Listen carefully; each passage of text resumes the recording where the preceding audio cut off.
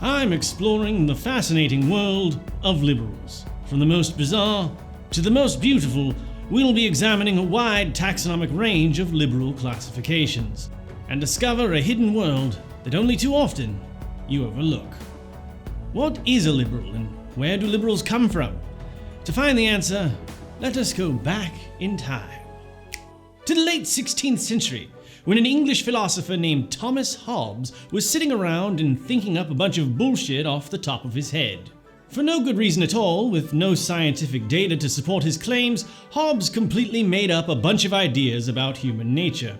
You see, when Hobbes was writing, science as we know it today did not exist. Instead of rigorously seeking out and testing data, European philosophers were just writing down whatever nonsense popped into their heads and presenting it as fact. In this manner, Hobbes decided he understood human nature. He wrote that humans are nasty and brutish by nature, and that humans created governments specifically to protect themselves from each other.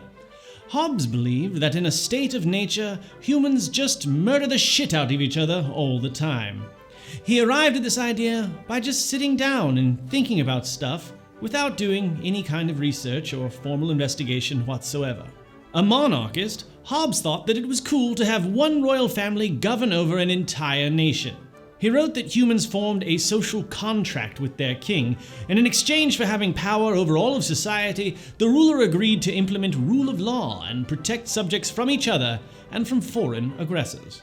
In completely fabricating a bunch of nonsense to justify a small group of elites ruling over the masses, Hobbes had laid the foundations for over 4 centuries of liberal incoherence. For, as we shall see, ideological incoherence is at the very root of liberalism.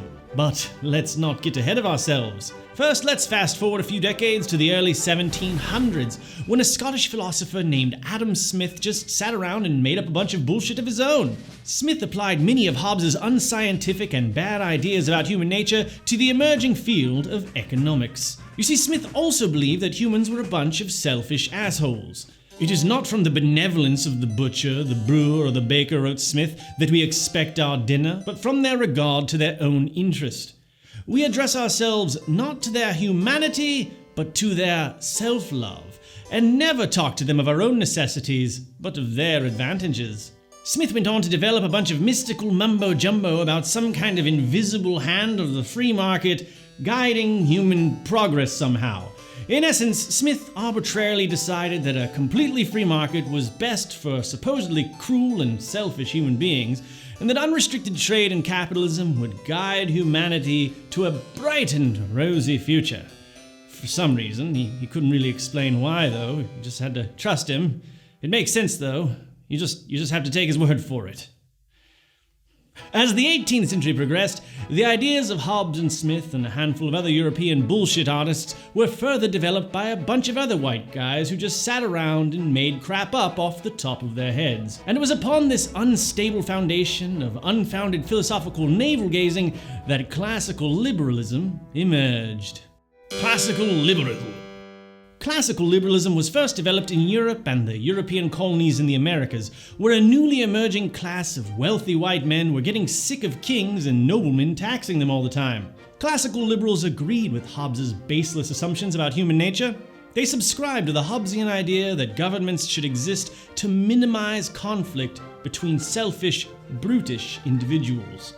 These ideas were especially popular among the wealthy landowning class of the European colonies of North America, perhaps because they themselves had acquired all of their land and wealth through incredibly brutal genocide, human slavery, and violent conquest.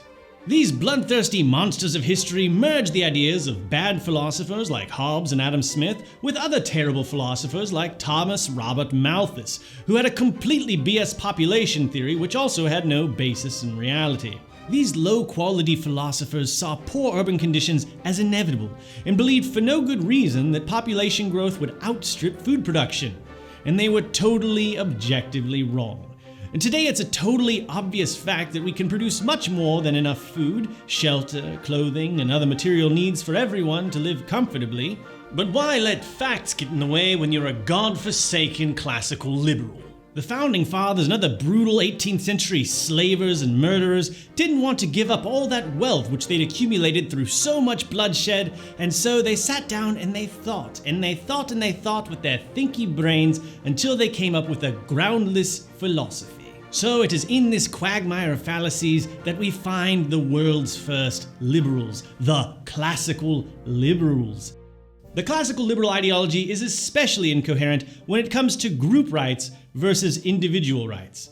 Classical liberals say that they're in favor of individual rights, and they say it's bad for laborers to collectivize into labor unions, but they think it's really great when capitalists collectivize into corporations to protect their interests. So group rights for workers are bad, but group rights for capitalists are good, and somehow this all spells individualism. It all adds up to a bewildering mess of philosophical garbage. Classical liberals argued for what they called a minimal state that served primarily to protect the free market. Classical liberals believe strongly in negative rights. This means that they think that the most important thing for a government to do is to not stop people, and especially capitalists, from doing stuff. They did not want the government to interfere with the free market. And this is because, above all else, classical liberals love the idea of competition. They believe in something called laissez-faire markets. Laissez-faire is Frenchy talk for let do, and it means that the government should let capitalists do whatever the hell they want. They argue that individual workers benefit from competition among employers to maximize their wages, and they say that the profit motive would keep prices low for products that people had to buy to survive. The invisible hand of the free market would magically make production efficient, increase wages for workers, and meet consumer demand. Which is, of course, a bunch of baloney, because in reality, markets drive wages down by turning workers into completely replaceable and disposable commodities, and capitalists manufacture scarcity for profit, which artificially inflates prices for products, which Karl Marx clearly and carefully demonstrated using materialistic, scientific analysis of capitalist economies. But this video is not about coherent ideologies like Marxism, it's about liberalism. So, let's press on. Social liberalism. By the end of the 19th century, it was becoming abundantly clear to workers that classical liberalism sucks big time for most people. Living conditions for workers in industrialized nations were incredibly dismal and bleak, and workers were beginning to adopt coherent ideologies like Marxism and organizing into labor unions to resist these brutal effects of free market capitalism. A lot of wealthy elites in Europe and the USA started to fear that they might lose their wealth and privilege, so they started to look for ways to try and compromise with workers and maintain their power without being toppled by working class revolution. So they came up with the idea of the welfare state and began to focus more on positive rights. While negative rights forbid the government from doing stuff to people, positive rights require the government to do stuff to people. Stuff like providing retirement pensions and welfare, voting rights, and stuff like that. Social liberalism is also known as New Liberalism, Left Liberalism, and Modern Liberalism, but no matter what you call it, it's basically an ideology that attempts to maintain the capitalist system of an economy by offering some relief to desperately suffering workers. Social services are provided to the poorest members of society and funded by taxing the wealthiest members of society. You get to keep your incredible fortunes, and we get to not necessarily die, is the arrangement. Social liberals seek above all else to preserve the system of capitalism because capitalist elites really don't want to lose their extraordinary wealth and power. Social liberalism is just as incoherent and unscientific as classical liberalism because it's still rooted in the terrible ideas of Hobbes, Smith, Malthus, and so on, and strives to maintain the fundamentally flawed and exploitative system of capitalism. Social liberalism, just like classical liberalism, is solely focused on one thing and one thing only. Again, preserving capitalism for the capitalist class. They simply disagree on how best to keep workers suppressed. Now, even though classical liberals and social liberals both have the same goal, rest assured that classical liberals hate social liberalism because in order to provide social liberal positive rights like free healthcare, you have to infringe on the negative rights of capitalists by interfering with the sacred free market. Taxing capitalists? My word, that's a bridge too far, old man. Now, you might be noticing something here. These ideologies might sound vaguely familiar. Well, that's because classical liberalism is basically what we today call conservatism, because it's the older version of liberalism which conservatives wish to conserve. So put quite simply, modern-day conservatives are basically classical liberals, and what we today call liberals are basically social liberals.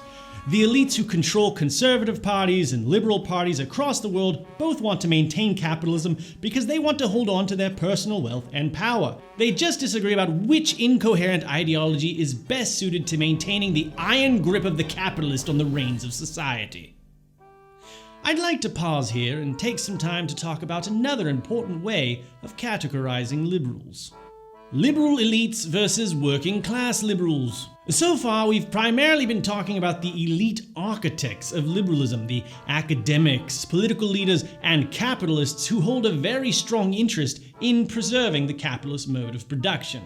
However, the vast majority of liberals are not elites. They are working class people just like you and me, who do not benefit in any way from capitalist exploitation. Why would the very workers who suffer the most under capitalism subscribe to incoherent ideologies that exist only to maintain their own oppression? Well, it's because liberal elites have worked very diligently over centuries to swindle working class members of society into buying into their pseudoscience and faulty reasoning. And they do this by raising something we call false consciousness among the working class. You see, communist philosophers like Marx and Engels and many others believed that it was necessary for workers to develop class consciousness if they were ever going to take ownership of their own labor and overthrow the exploitative system of capitalism. They would need to recognize that workers are all united in their struggle against their oppressors, the capitalists, and that only through collective action could they free themselves from the yoke of capitalism. But the capitalist elites have devised various ingenious methods of cultivating false consciousness to distract workers from our shared predicament. Cultural hegemony is an important aspect of false consciousness. Over a long span of time, the capitalist class has developed countless social customs, norms, and values which distract workers from developing true class consciousness. Antonio Gramsci, or Gramsci, something like Gramsci, was it? Gramsci. Antonio Gramsci was an Italian Marxist who realized that the capitalist class was able to rule the working class indirectly in many ways. In the United States, for example, workers are raised from a very early age to believe in so-called American values, such as rugged individualism, the Protestant work ethic, and patriotic worship of the military and the state. Nationalism creates a false class identity. We're all Americans after all. We should all work together, capitalists and workers alike. Or so the dubious narrative of cultural hegemony would have you believe. So most working class liberals aren't even aware that they're being hoodwinked into a political ideology that primarily serves the interests of capitalist elites. So much so that most working class people don't even realize that the entire struggle between classical liberalism and social liberalism has, for the most part, fallen by the wayside, as these old school ideologies have been merged into a stronger and even more insidious ideology. Neoliberalism, also known as Third Way.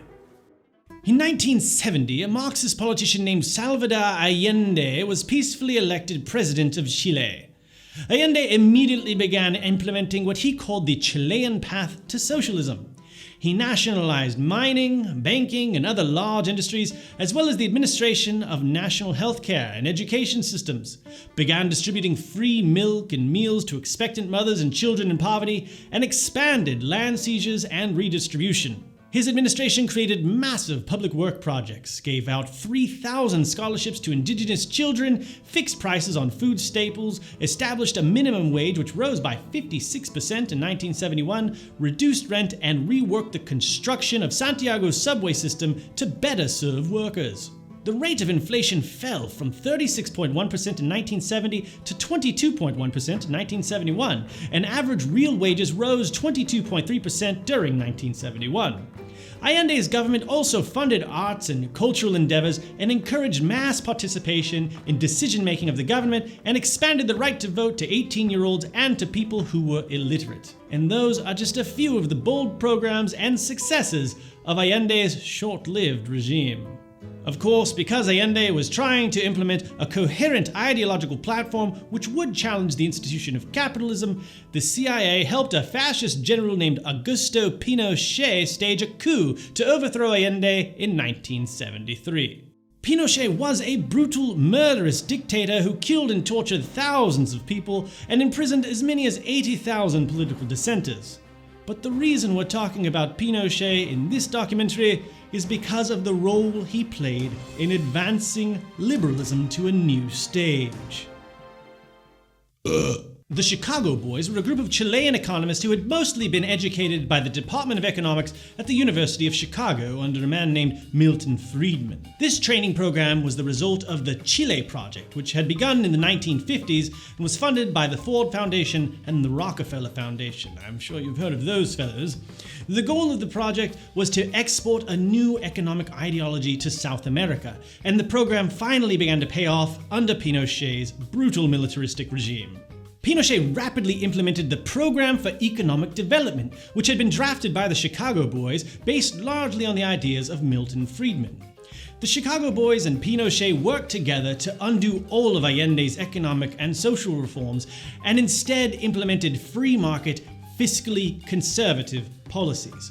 But these measures went beyond the simple domestic laissez-faire framework of classical liberalism. The Chicago Boys turned Chile into a world-integrated economy, liberalizing import and welcoming foreign investment in Chile. They also instituted stark austerity policies and artificially high exchange rates for foreign currencies, hoping to give the economy a shock therapy that would rapidly turn things around for capitalist investors in Chile.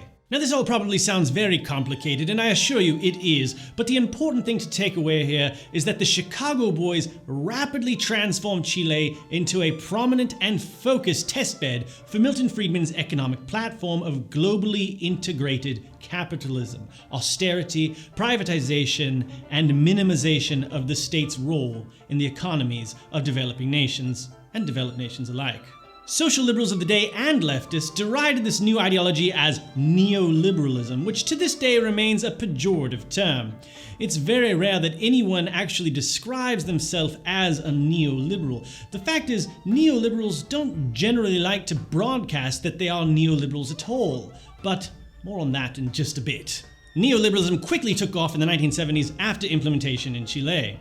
In exchange for foreign investment, poor developing countries in crisis are forced to open up free markets, allow foreign capitalists to move in, and undergo austerity by severely reducing social welfare programs.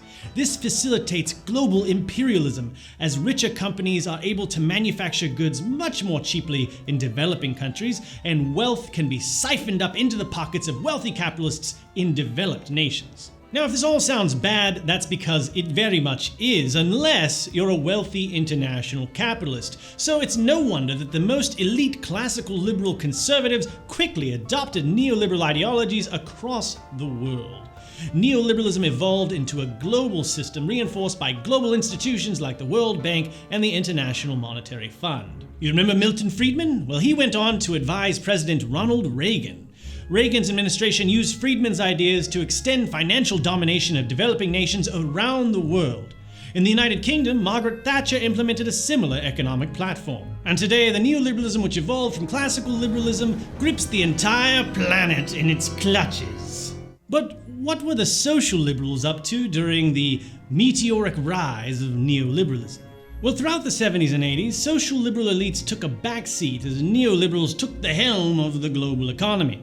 But by the 1990s, they had an opportunity to make some innovations of their own. Bill Clinton, Tony Blair, and other leaders of traditionally social liberal political parties around the world began to realize that the old concept of the welfare state was losing its luster for the capitalist class. They would have to evolve or be completely uprooted by neoliberalism. And so they developed the third way. The third way completely rejects any notion of collectivization in favor of individualized freedom of opportunity. Heavy scare quotes. The third way contend that modern developed nations have already fixed all of the inequalities of capitalism sufficiently, and that Marxist ideas about revolution are no longer needed. Basically, third way liberals would have you believe that capitalism has already achieved a perfectly sustainable balance in wealthy nations. And instead of building out and enhancing social welfare programs, third way liberals advocate for scaling back those programs in favor of a so-called new capitalism that focuses on balanced state budgets and decentralization of government power. An emphasis is placed on personal responsibility, and workers are expected to take care of themselves. Public-private partnerships replace state welfare systems, and privately funded nonprofits and NGOs are expected to provide aid to people who are desperately in need. Instead of providing social benefits and social safety nets, states should instead focus on improving the labor market, job training, and education, preferably through private institutions, of course. And of course, third way ideology lends itself to the same kinds of global policies as neoliberalism. Bill Clinton, Tony Blair, and Barack Obama leaned just as heavily on capitalist imperialism, interventionism, and austerity investment as Ronald Reagan, George W. Bush, and Margaret Thatcher. And today, neoliberalism and third way liberalism have all but merged in just about every way that matters to elite capitalists. Now, as you can see, these advanced forms of liberalism are far more savvy and shrewd in the way that they dominate the masses of the entire planet Earth, but the ideologies are still completely incoherent from the perspective of making the world a better place to live in. Neoliberalism and third way liberalism have opened the floodgates of global capitalism to such an extent that the entire planet is now on the verge of ecological collapse. It's no coincidence that humanity has wiped out nearly 70% of species since 1970, which is right around the time neoliberalism first emerged, and climate change is accelerating so rapidly that there's almost no time to undo the incredible damage which we've done to our world. Unfortunately, working class members of society still remain largely divided along the old classical liberal versus social liberal, conservative versus liberal lines. False consciousness has members of the working class squabbling in the mud, while capitalist elites have managed to close ranks and solidify their positions at the top. And so it's very important for the elites of this world to maintain an illusion that they are at odds with each other. And so the show must go on, with massive corporations and wealthy billionaires continuing to benefit, while the most marginalized and vulnerable people in the world continue to suffer no matter which party takes power in any given election. The only way to ever change these dynamics is for the working class to develop true class consciousness and to realize that we all suffer around the world under capitalism. But wait! Recently there have been some major developments that actually challenge this third way neoliberal status quo. A few mainstream political leaders and candidates, mass movements, and political organizations are encouraging an uptick in real class consciousness that could break the illusion which third way neoliberals have so carefully crafted. Exhibit Bernie Sanders, pragmatically more of a social liberal than a leftist. He certainly does pay lip service to capitalism and doesn't seem intent on instituting a Marxist regime anytime soon, unfortunately. However, he does point out many of the flaws of capitalism, he has shed a light on wealth inequality, and he has normalized the very word socialism to an extent that hasn't been seen since the 1930s in the United States of America.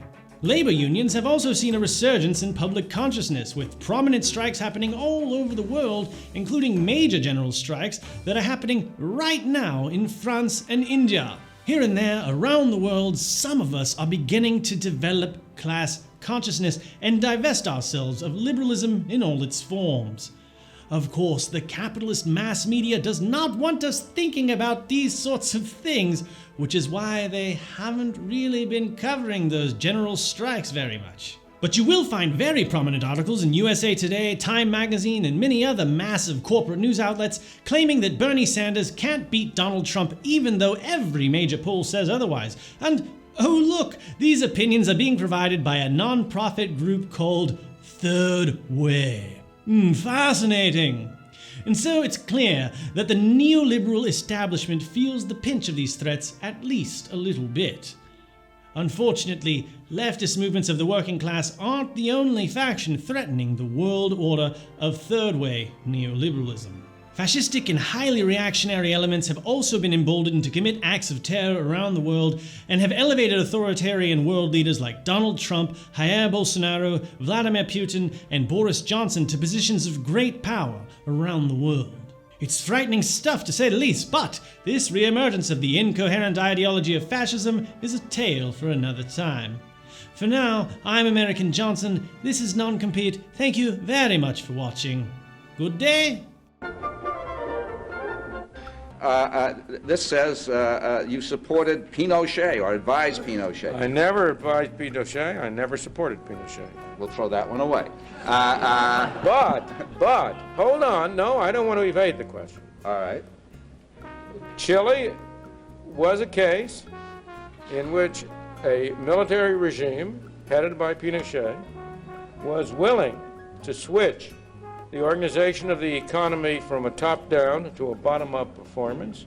And in that process, a group of people who had been trained at the University of Chicago in the Department of Economics, who came to be called the Chicago Boys, played a major role in designing and implementing the economic reforms. The real miracle in Chile was not that those economic reforms worked so well. Chile is by all odds the best success story in Latin America today.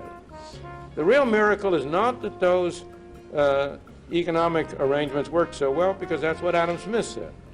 The real miracle is that a military junta was willing to let them do it. See, as I said to begin with, the principles of the military is from the top down. The principle of a market is from the bottom up. Now, it's a real miracle that a military group was willing to let a bottom-up approach take over. And as you know, as I say, I did make a trip to Chile, and I made talks in Chile. In fact, I did meet with Mr. Pinochet. We believe in our relationship with business and industry. There is a third way, a new way, between some command economy, state control of industry, and the politics of laissez-faire.